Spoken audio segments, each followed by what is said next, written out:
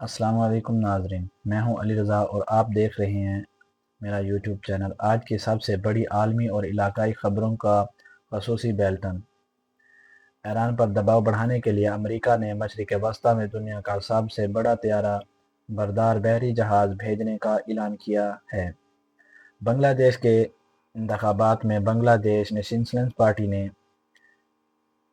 PNP نے 212 نشستیں لے کر 2/3 اکثریت سے کامیابی حاصل کر لی ہے۔ جماعت اسلامی صرف 77 نشستیں حاصل کر سکی۔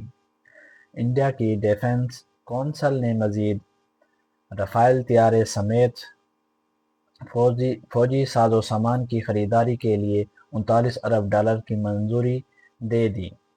سپریم کورٹ نے 16 فروری سے پہلے سابق وزیر اعظم عمران خان کا طبی معائنہ اور بیٹوں سے فون پر بات کروانے کا حکم دیا ہے۔